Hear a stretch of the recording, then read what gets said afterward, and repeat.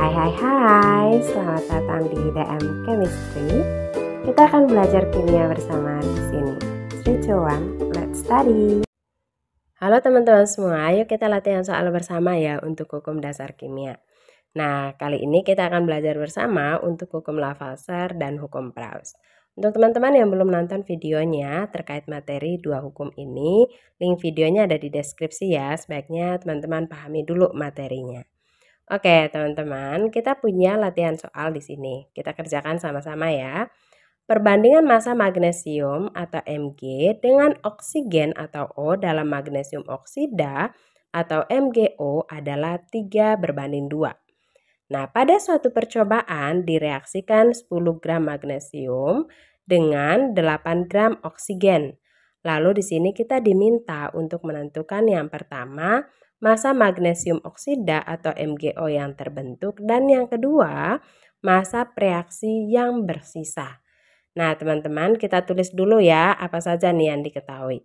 Yang diketahui yang pertama adalah perbandingan massa untuk Mg dan O yaitu 3:2. Nah, untuk teman-teman yang belum paham kira-kira bedanya apa ya 3:2 dengan 10 dan 8 ini.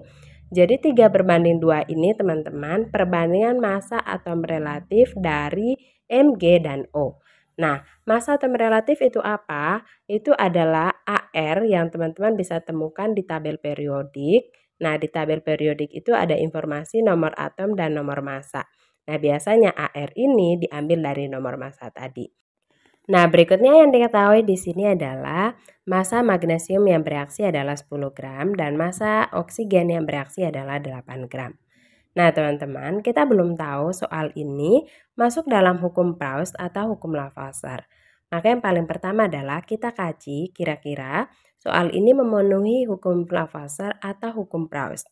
Oke, kita lihat di sini. Perlu diingat ya teman-teman, hukum Lavater berlaku jika perbandingan massa atom relatif atau AR tadi itu sama dengan perbandingan massa pada atom yang bereaksi.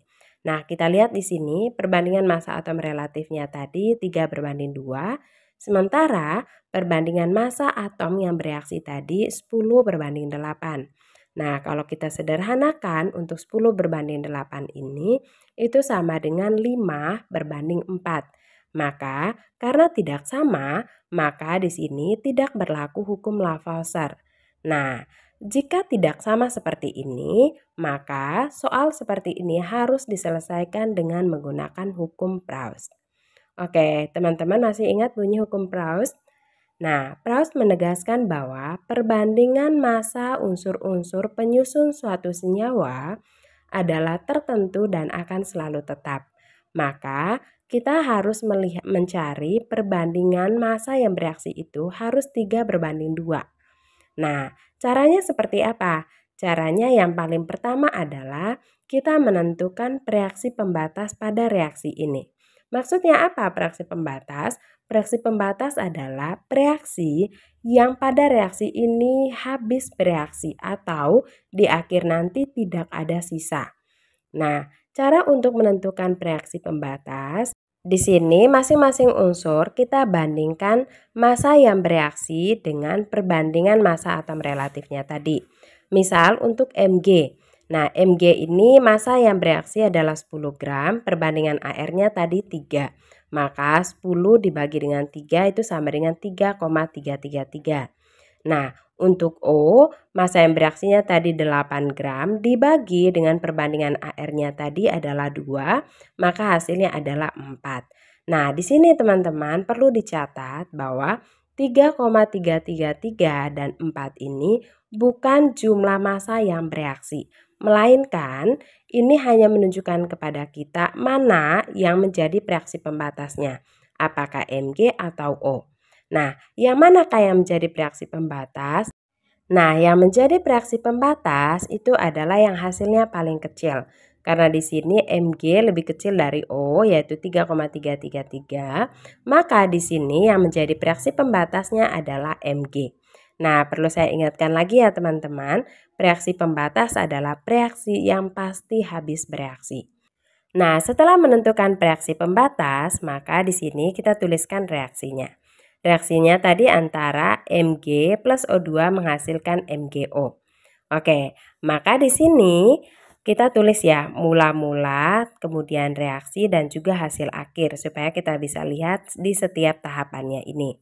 Nah, mula-mula Mg itu memiliki 10 gram, oksigen memiliki 8 gram.